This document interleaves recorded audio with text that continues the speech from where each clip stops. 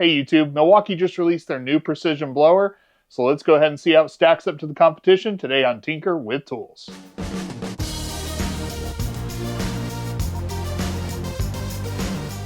So whether you call it a precision blower, a shop duster, an air duster, they're going to have a lot of different names, but this type of tool has become ever increasingly popular over the last few years, and Milwaukee just released a brand new one on the market.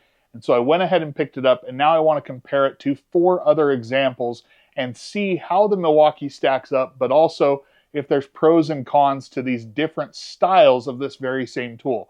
So let's go ahead and walk you through the competition. We'll do some performance testing, and at the end, I'll give you my feedback after having used each of these for a considerable period of time already. So let's go ahead and get right into the different models. This is going to be the Ryobi high volume inflator.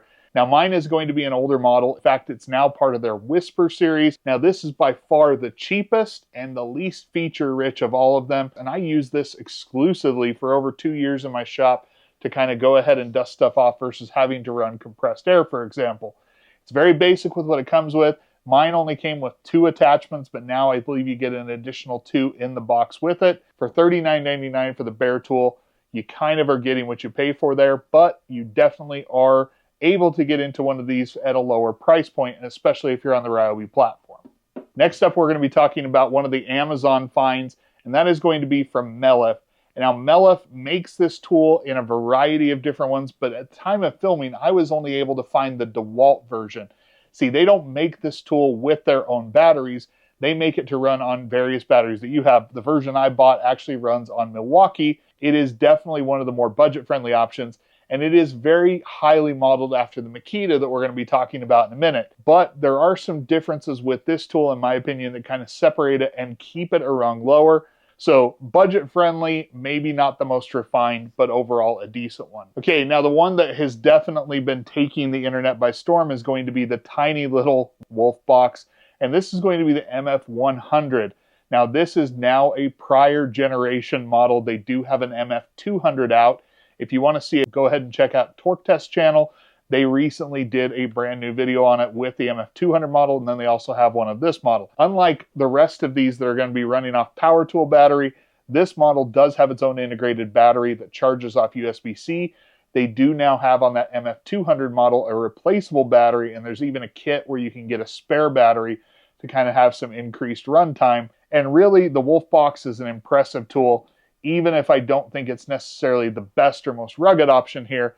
For the price and for the size, it is very impressive, and that is something that it makes it worth checking out in this space. All right, now we're going to the original kind of high-end version of this tool that I bought, and this version that I have runs on their XGT platform, but they do make it for both XGT and LXT, and the feature set is going to be the same, so it's really just what battery platform do you want to run on. When I purchased this, it was not available in the US at all, and it was not available on LXT yet, and so I went ahead and purchased the Japanese version of the XGT model. This tool was definitely what the Mellif was modeled after, and then just kind of adapted to run on those different batteries, even down to the fact that it has the exact same attachments. It's only about a $15 price difference between the US model and the Japanese model right now. I would dare say that purchasing those missing attachments, you're really not going to be making up the difference. If you don't care about those attachments, then obviously you can just purchase the US model. Now the last one and the most recent one to come out is going to be the Milwaukee Precision Blower. This was announced at their most recent Pipeline event, and it is at $179. The second most expensive one that we're going to be talking about today. There's not a whole lot of bells and whistles. There's only going to be 3 different attachments that come with it. It does have a removable inlet filter on the back that you can go ahead and replace as it gets dirty. The one thing that they do have and that I actually really like is going to be this little attachment dolly for the various attachments you have. It certainly is nice to have something included that I think makes this less likely to get a lost attachment down the road. All right, so now just some basics about the ergonomics. The Milwaukee is going to be pretty dead simple. There's going to be the 3-speed switch down there. Other than that, it is a pretty basic tool. The Mellif has a really annoying feature set, in my opinion, that you do have a lock-on switch once you have it turned on, but then you also have a switch that you have to move to the side to even be able to use the trigger. So if I press the trigger right here, nothing is happening. If I move that to the side, it has that slow, gradual ramp up, and you have to then, like I said, press that override switch to get it to be able to turn on the trigger each and every time. And that for me is just one of the features that makes this tool something that I don't really go for a whole lot. Now the Makita has the most immediate response of kind of the standard tool ones that are a little bit higher powered. It gets up to speed quickly. It is just a single trigger to go ahead and put it on. You can lock the trigger so that you don't accidentally turn this on when you don't want to, but you can just, when you unlock the tool, it's just unlocked and ready to go. Now the attachment mechanism on this tool is one of the things that I really like, because it's basically a quick insert collet where you just kind of line up the markings on it, press it in, and it clicks into place. When you remove it, just pull back the collar, rotate a little bit, and they come right off. That is one of the things that really separates the Makita, and by extension the Mellif, in my opinion, from some of the other tools. But the one thing that is different about the Makita from the rest of these, at least so far, is that you can go ahead and remove this back plate, and then they actually have a hose attachment that will attach to the back and allow you to kind of use this to suck air out of things in addition to just blowing things up. Now Wolfbox, the ergonomics on this thing, this was not, in my opinion, designed by someone who uses or designs power tools, unlike kind of the rest of these. This one is really kind of designed to be that flashy tech style. And so the button to turn it on, and then the button to hold the trigger, it's not the most ergonomic. Then the Ryobi, this one has, like I said, trigger on, trigger off. So it's just kind of like a toggle switch. It actually has onboard storage for the second attachment that I have. There likely was another attachment when I purchased this, but it has long been lost. It also has a deflation port up on top, so I can just go ahead and take these attachments and move them over and kind of have a deflation port, but it's just really not moving a lot of air. You kind of see that in the testing to really make it worth using it for that.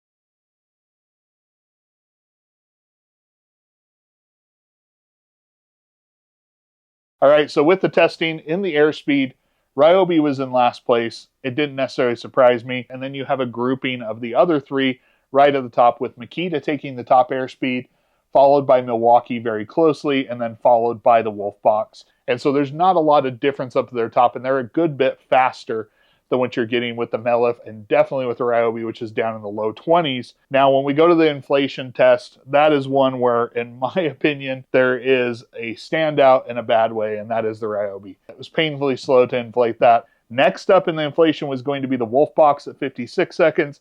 The Mellif was at 43 seconds, so an improvement over the Wolfbox. And then the Makita and the Milwaukee stood out, with the Milwaukee being the quickest, but the Makita was at 30 seconds, Milwaukee was at 26. So when you kind of even compare the Milwaukee to, say, the Wolfbox, it's more than 2 times faster at doing that same test. And so although the airspeed is going to be the same, this one appears to be putting out just a significantly larger amount of air volume when it's kind of doing that. And I think that's worth illustrating to kind of see the difference between how these tools operate. I'll have shown the decibel reading in addition to just how loud these tools are. Some of them have a slightly higher pitch to what they're doing. The Wolfbox, for example, has really kind of a higher whine to it.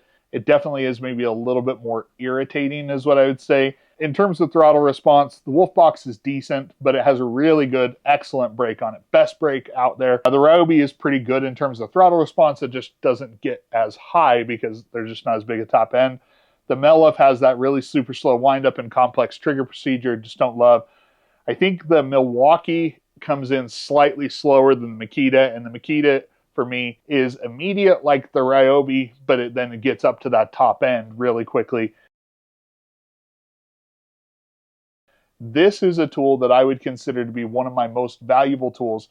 It's one that is always at arm's reach whenever I'm working in my shop, and it's something that I go and grab for even doing other things throughout the house. But if I'm going to talk about kind of a clear hierarchy of the ones I love, the budget find, I would definitely choose the Ryobi over the Mellif because I just hate how much that works. So for $39, I would choose this over the slightly cheaper Mellif just because I don't love that. The Wolfbox is going to get the award for just being very impressive for the power and speed that it's able to deliver. This is a solid option, especially if you're not on a tool platform and you want this type of tool. I think this is awesome. I just don't love it ergonomically. Now, the top two for me are very clearly going to be the Makita and the Milwaukee. I run predominantly Milwaukee stuff for kind of a lot of the weird tools that I'm just not going to own on every single platform. And so it makes a clear choice to kind of use the Milwaukee. But after having used them back to back with each other, even though the Makita is more expensive, I probably would still side with the Makita for my personal choice, but either one of these is an excellent tool. Either one is going to deliver, in my opinion, pretty top tier performance and is going to get the job done. I'm excited to keep using the Milwaukee to see how it lasts over time, because like I said, this thing for 2 years has been easily one of my most valuable and used tools in the shop. And so I'm excited to have another option for that and kind of see how it stacks up. Now, clearly the price is going to be a deterrent for some people here, with $179 for this one. The Makita is going to be $194 or even more if you get the Japanese version. And so I can see why people may feel that this is not necessarily where they need to go. So if you want it just on your tool platform and you don't care about some of those things I've talked about, the Mellif for $33. So go ahead and let me know in the comments down below if you have any questions about these.